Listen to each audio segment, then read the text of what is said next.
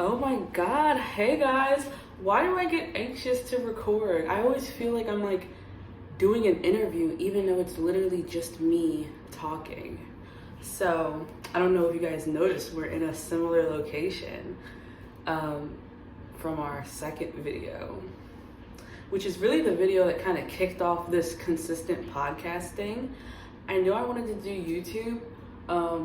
I know I wanted to do a podcast like forever, but that was the video where I was like, okay, this can be like a thing, like that I can do now. So welcome back to my fucking channel. Oh my God. I am so excited to be here right now. I feel like I look so beautiful. I've been feeling so hot and sexy for like the past month. I don't know what it is. Actually, I feel like it's affirmations, guys. I feel like it's affirmations, and I hate acting like affirmations alone are gonna change your life.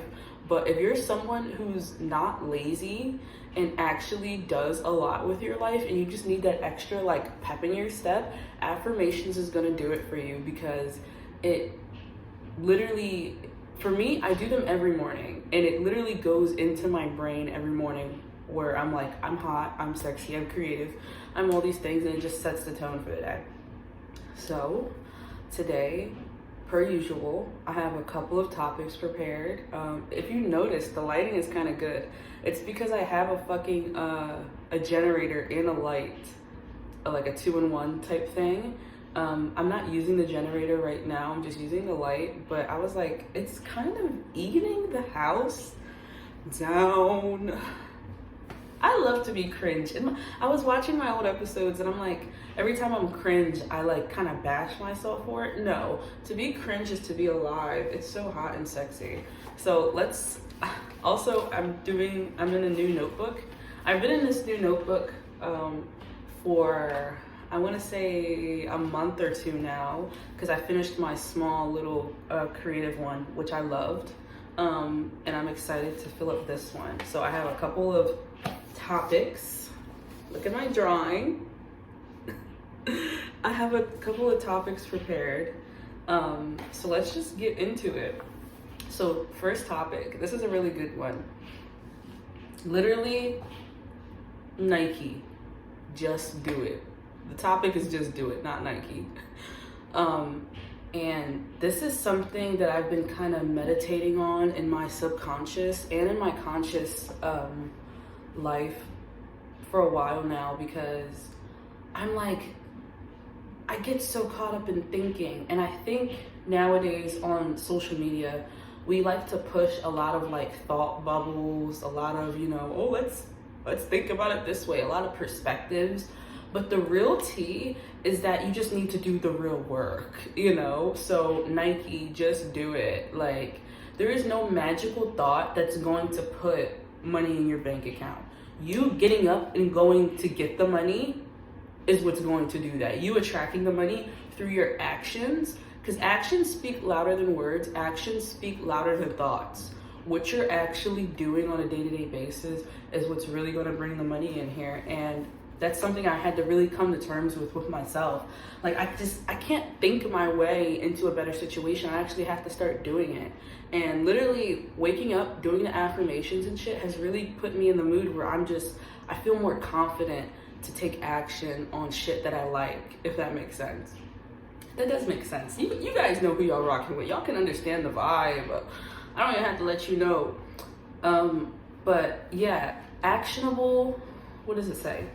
Actionable learning versus theory, because that's another thing too. Like, on social media we really like to push this like ideology of, you know, you can learn how to do something through thinking about it, and that is like literally 25% of learning something.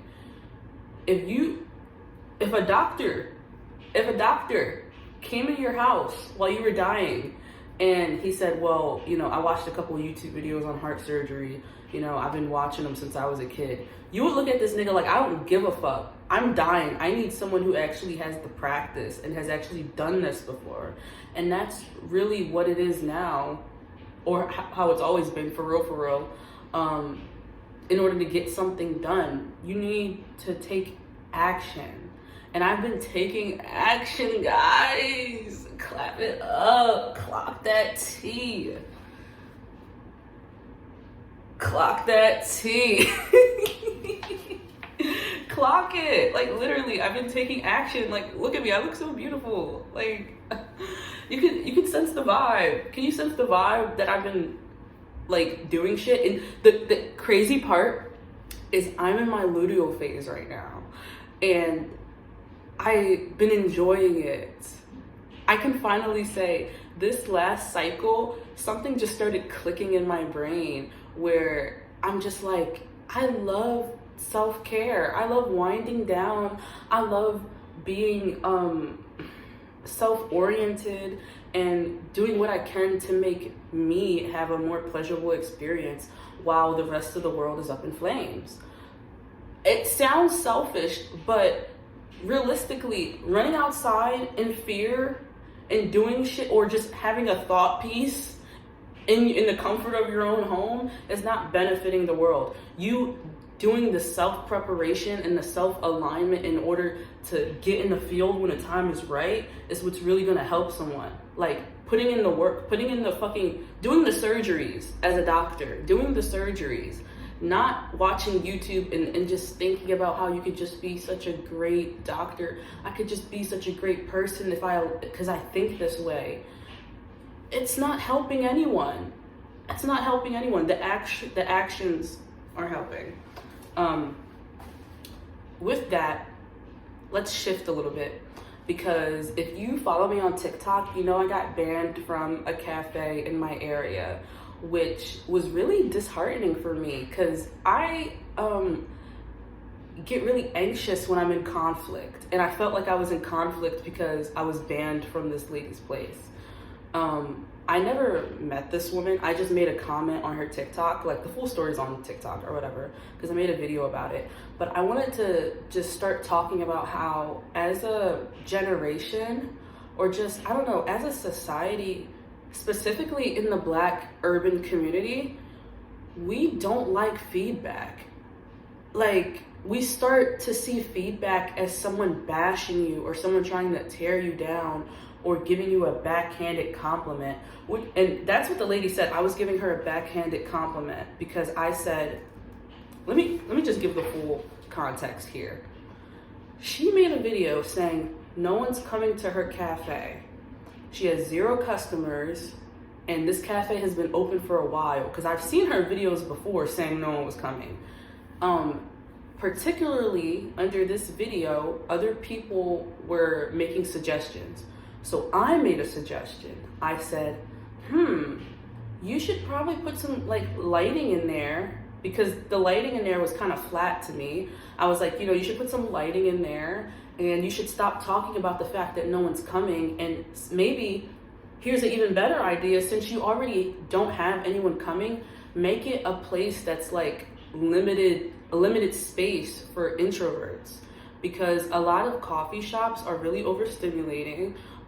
They're primarily like white based and white run, white owned, and just have that a white people-esque space to them. Nothing that's actually calming and relaxing to the nervous system. I didn't say all that. I just was like, maybe you should make it a space for introverts, and put some lighting in there, and stop talking about the fact that no one's coming, because it makes people not want to come. And she told me, well, you're not welcome anyway, and you can keep your backhanded compliment to yourself. I'm thinking in my mind, I didn't even give you a compliment just now. That's what you were expecting from me, was a compliment, and for me to come rushing out of pity to your cafe. But when people are giving honest feedback on something that would have actually made them go to the cafe, you're shutting all that down. And I know this woman was in distress, obviously. I've been in a position like that too, where it's like feedback can be distressing when you're already in distress. But we have to start creating a space where we can give feedback, and we can also receive feedback in order to uplift each other. Because when I have gotten feedback at other times in my business. Like when I've done something and someone was like, oh, your business is whack, or I had someone comment on one of my old sewing pages, and I was posting a lot of shit, and I kept posting not for sale, not for sale, not for sale. And this lady commented and she said, so what is for sale?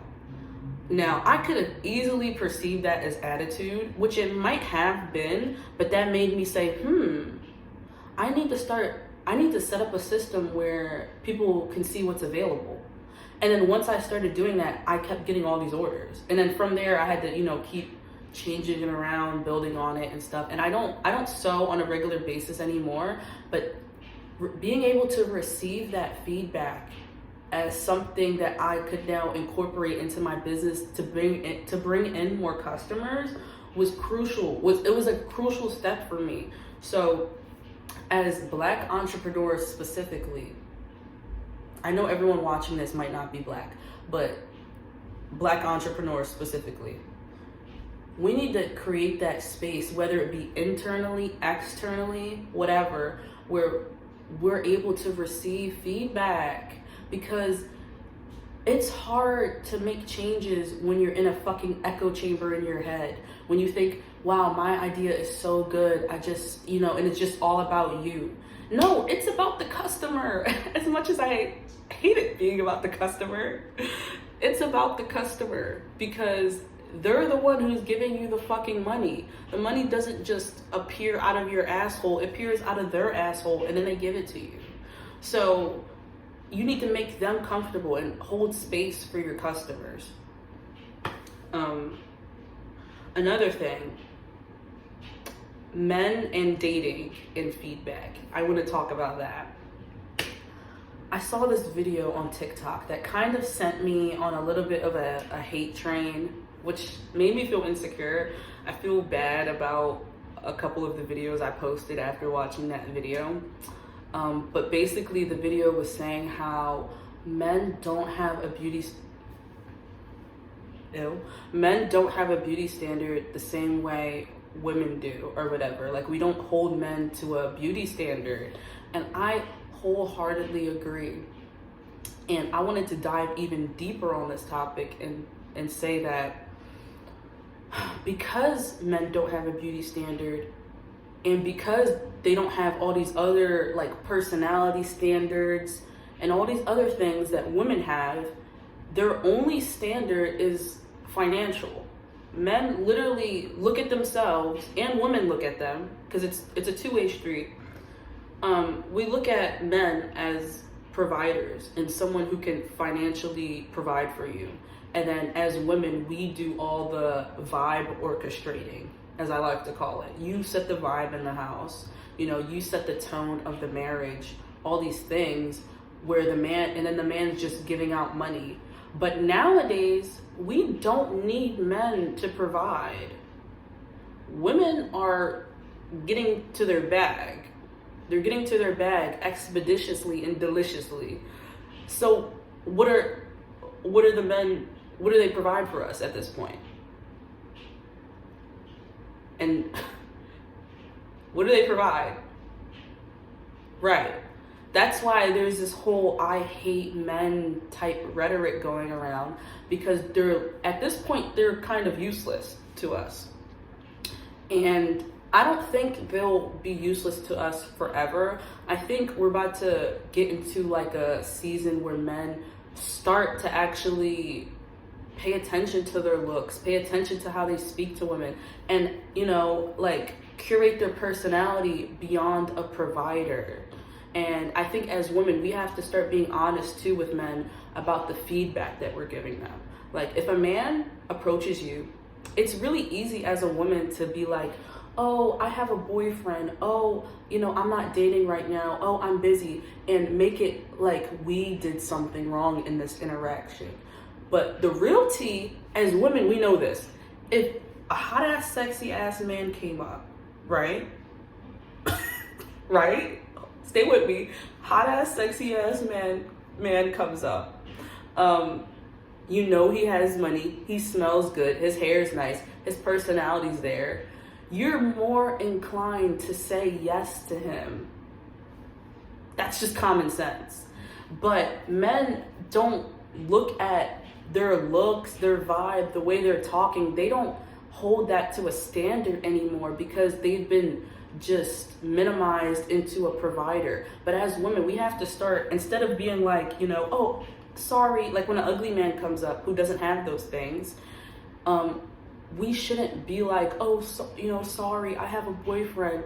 No, we have to start being honest and being like, no, you're just not my type. I don't like the way you talk to me. And say these things to them, because then it'll get in their minds, oh, there's more that I need to work on. And hopefully they'll receive that feedback. Hopefully. I think they will, though. Because like I said, men have no chance with women right now if they're trying to provide for them financially. They have no chance. We see this even with celebrities. That's how we know it's true. Because celebrities have the money. They have the money. And the women are still like, these men are whack. Look at Cardi B and Offset. She's outpacing him like a motherfucker. And he had the money. He had it all. But the looks, the personality, the vibe, everything about him was just like trash. So I would really love to see men put more effort into their looks the way women do. This gnat keeps attacking me. It's because I smell so yummy. I don't smell like poop. Oh my God, why would I say that on the podcast knowing I'm not going to edit this? I don't smell like poop though. Anyways, men, I'm praying for you. And in the next couple of years, I know the men are going to start looking really hot. I'm going to hold that vision for you guys. Men are going to be hot in the next couple of years because they need to, or else they're going to not exist. Ooh, the way I write these out, they all just blend so seamlessly. It happens every podcast. Holding the vision. So like I said, I'm going to hold the vision for men of them being hot in these next couple of years. But furthermore, on a more personal, spiritual type time, one thing that always helps me feel really confident and feel like I'm in alignment and just feel so like I'm just in heaven is when I hold the vision of what it is that I want for myself through all the chaos that's going on. And a couple of ways that I like to keep the vision, and when I say keep the vision, I mean whatever goal you're trying to achieve for yourself, close your eyes, like take a minute, close your eyes, and really dive into what it looks like to walk in that vision. And just hold that picture for yourself, like as if it were a movie, as if you've already seen it. And a couple of ways I like to keep that vibe is through music, because I feel like music really directs your emotions and your vibe. So I like to make a new playlist every time I'm trying to reach a new height or a new goal or something like that, because it really directs your focus back to the vision over and over again. Currently, I'm not going to tell too much about my vision because it's personal. But I've really been holding on to this vision for me and my bestie, and I finally had a click with it. I was having so much resistance with this vision because I couldn't see how I couldn't see past my codependency, to be honest. I couldn't see how her fitting into this vision would benefit me. I just kept seeing how I would benefit her, and I felt I didn't feel good thinking that. I was like, I want her in this vision, and I need to find a way to feel good about it. And it finally clicked with me that I was seeing everything I could do for her, but I was not seeing what she could do for me. And that's really codependency. Seeing what you can provide for someone and seeing all the ways you can make their life amazing is really codependency, because you're seeing how they just need you so bad. They just need you so bad. And it actually makes you resent that, because you're overlooking what they can do for you. Like, obviously there's a balance there, but I didn't have the balance. And being able to just hold on to the vision and just really think about it, like, every day, every night, whenever I'm feeling down, whenever I'm feeling up, I'm thinking about it right now. Holding on to that vision really just seals the deal. Oh yeah, my next topic, new music for new eras. I just talked about that. The music thing is heavy, especially if you're into music like how I am, which I really am. Obviously, look at me, I'm black. The fuck? Of course I'm into the music and the arts. Of course. So let's talk about, I need like something that helps me transition from topic to topic, that is like visually appealing. Maybe I should edit more and put like the topic on right here, something like that. I don't think I'm gonna edit it though into this one, because I really don't feel like it. But every time I don't feel like something, that means I should be doing it. For real. Or I should find a creative way to get it done.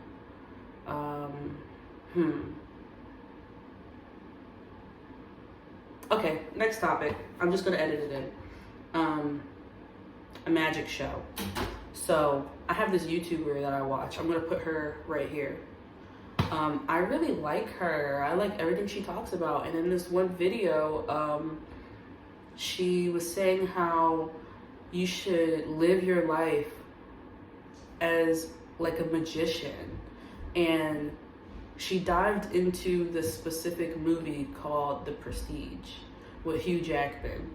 And she talks about the 3 different parts of a magic act. The first part, which is the pledge, which is basically the ordinary thing, like this cup.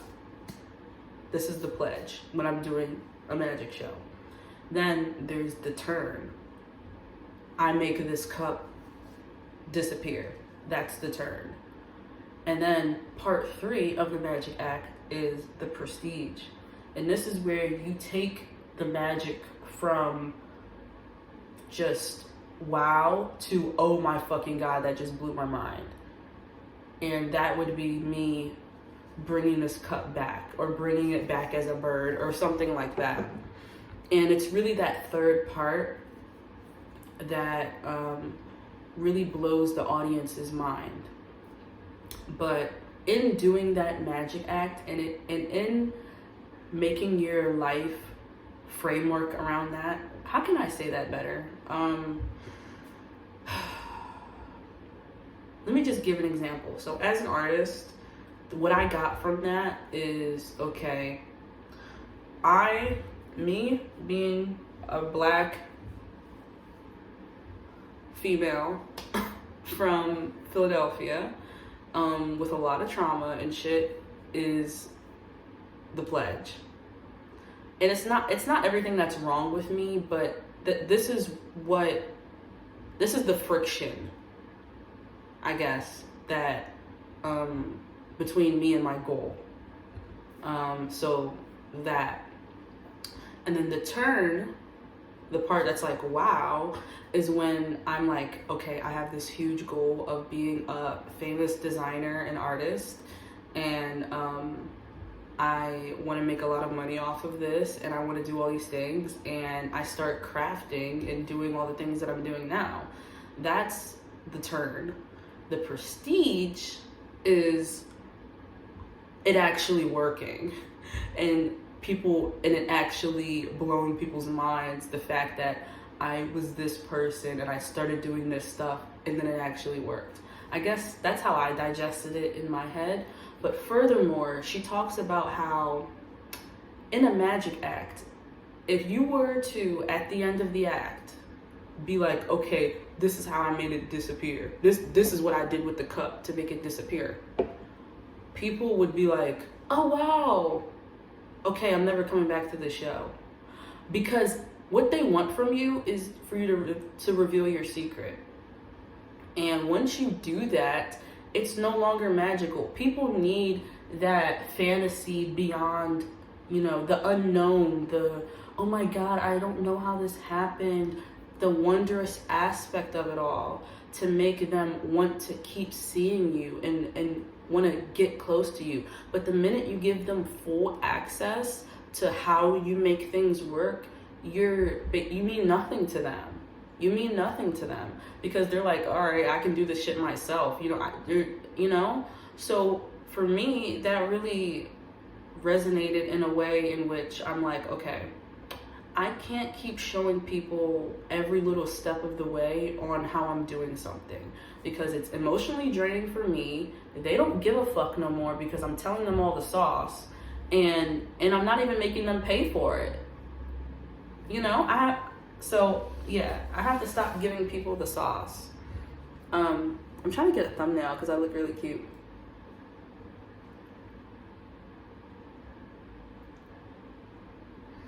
I'm gonna do like day whatever right here. My makeup's kind of cute, but it's kind of bad. Actually, it's pretty cute. I was thinking of doing like red wings though. I think I'm gonna do that next time because that would look really cute. Okay, this is a topic I love. This is kind of gonna be a long podcast, but lying is fun and beneficial. And this ties into the magic because in a way you're lying. In a way where you're like, okay, I made this cup disappear. Did you make it disappear or did you do a bunch of stuff to make it look like it disappeared? Whatever it is, if you have to lie, if you have to cheat, scam, whatever, do that. Do that. Because a lot of people do not ethically climb their way to the top. They don't. We see that with billionaires, and that's why people are like, I hate the rich. We see that with celebrities, all these types of people. Trying to be a good person and live like, and just live like you're Jesus. Let me not say that. Because Jesus is a really respectable person to like aspire to be like. But the point I'm trying to make is we're not Jesus. We're not in Jesus times, bro.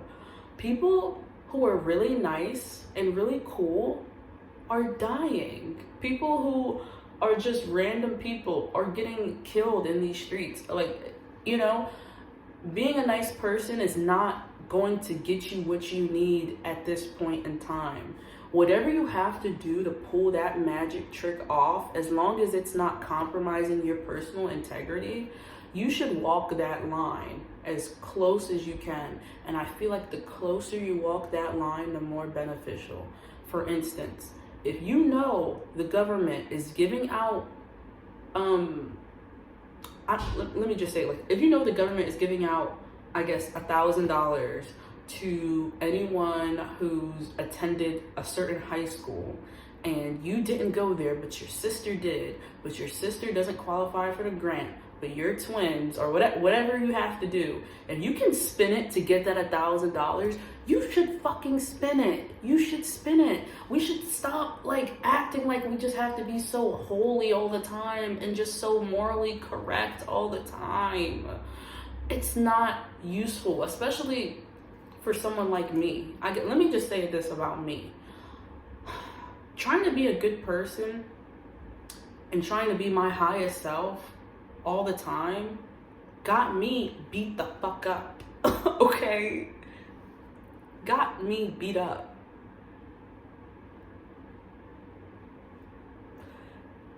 at a certain point, you have to start doing whatever you need to do. You have to start locking in.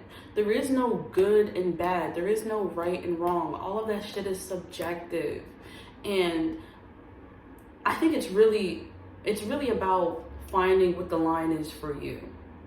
And like I said, just walking it as close as you can.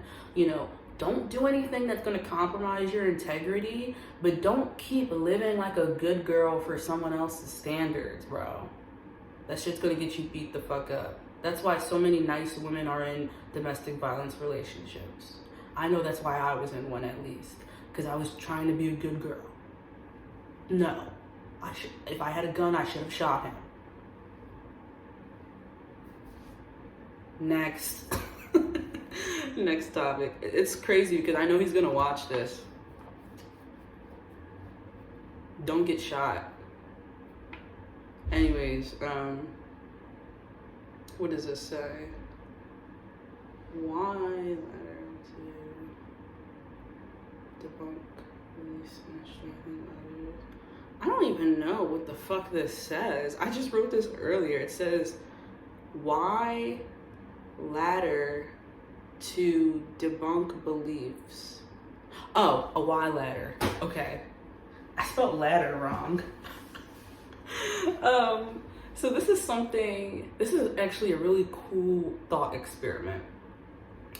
So this is something I've been doing as of lately to reinforce beliefs and to kind of hold the vision, like I was saying earlier. And it's something I like to call a why ladder. And it's similar to spiraling, but it's a really controlled way to do it. So, sometimes, let me just get into it. I keep having all these apprehensions around what it is I want to say, because I just want to say so much. I'm such a talkative girl. Let me readjust because my foot is falling asleep. Okay, so the why ladder. Basically, what you're trying to do is ask yourself why, all the way down to the core belief. And this works for both negative things and positive things.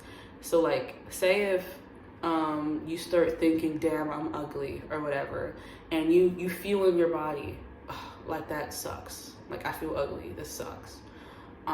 Ask yourself, why do I think I'm ugly? And you'll be like, I think I'm ugly because my nose is fat. Why do I think fat noses are ugly? I think fat noses are ugly because I see it on TV. Why did I see why did I see that on TV? And just keep going down the why ladder. Eventually, with negative emotions, you'll get to the point where you're like, that makes no sense. That was some random shit that just happened. That's why I believe that. And you'll be able to start deconditioning the belief. And with beliefs you like or visions you want to hold, for example, or something you feel doubt about, but it's good. Let's just use money for an example. Say, I really want $1,000. And you just feel this doubt about it. Ask yourself why. Why do you want $1,000? Oh, I want $1,000 because I want to buy a car. I want to put a down payment on a car. Why do I want to put a down payment on a car? I want to put a down payment on a car because I want to travel. Why do I want to travel? Because I like traveling. Why do I like traveling? And eventually you get to the bottom where you'll say something like, well, when I was young, I X, Y, and Z. Or you'll get to like a core reason for what it is. And for me, going down this ladder just really reinforces that, yes, I want this thing. Absolutely, yes. And it just strengthens my belief around it because I'm putting so much emphasis on the belief. I'm like deepening it. I'm like, yes, I want that money on. Yes. Yes. Yeah, that's just a fun little thought exercise I've been doing lately. It's cute. That was all my topics for right now. So let's pull a card for everyone. Let's look at my journal one more time because it's so cute. Okay, let me get my cards. Okay, don't look at the floor, please. This is my mom's bathroom. She has soap scum everywhere. I've been making pretty good progress on these cards. These are all the ones I haven't done, and these are all the ones I have. So we're gonna pull a card from these. And I think today we're going to pull a card for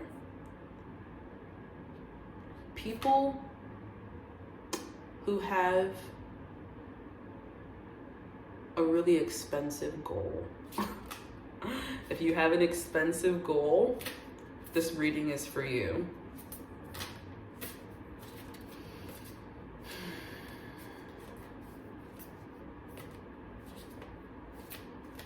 Let's just shuffle the cards.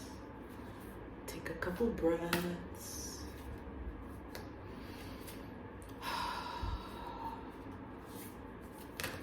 And when I say expensive goal, I don't mean $1,000. I mean $1,000 like a day. Expensive goal. You have an expensive goal like that? This reading's for you. Like I said. Okay. I'm not sure what we're gonna pull today. That's why I'm kind of hesitant. Something just jumped out though. Ooh, card number 1. I love that. So this is number 1 in the deck. There's, I think, 64 total in here. And I think this first card, it's the root chakra, as we can see. It's a meditation card. It's also a breath card. I feel like this card really represents approaching your fear of the expensive goal. Why am I scared of this goal? Do your why ladder. Fuck it. Let's do a why ladder together. Okay. So, I am scared of making, I feel like I can't make $10,000 a month. Why? I feel like I can't make it because I've never done anything like that before, and it just seems like a lot of work. Why? It seems like a lot of work because I just associate, I guess, having a lot of money with doing a lot of work because people seem busy. Why? I think people who make that amount of money seem busy because they're always outside and they're always walking around, and they have kind of like a confidence to them of needing to be somewhere. And why? Okay, they have that type of confidence and that needing to be somewhere because they have to be somewhere in order to uphold their business. Why? Because if they're not there upholding their business, then it's going to fall apart. Why is it going to fall apart? It's going to fall apart because they're not there to maintain it.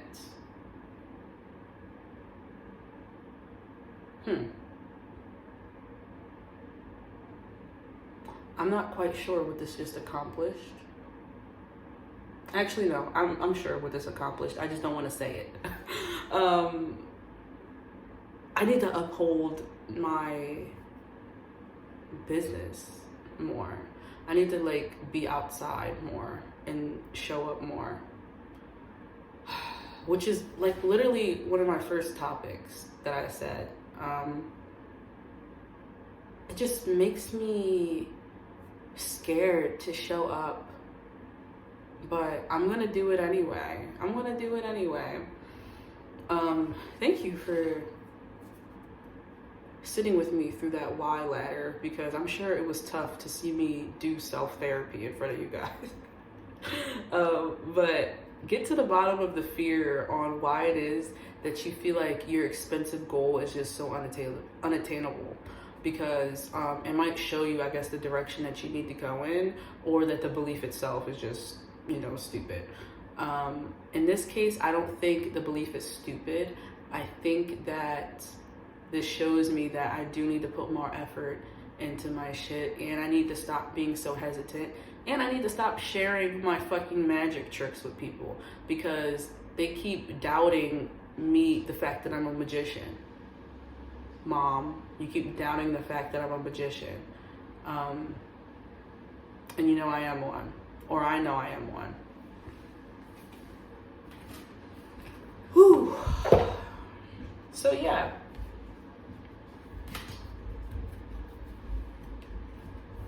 I don't know what else to say. I guess that means that it's over.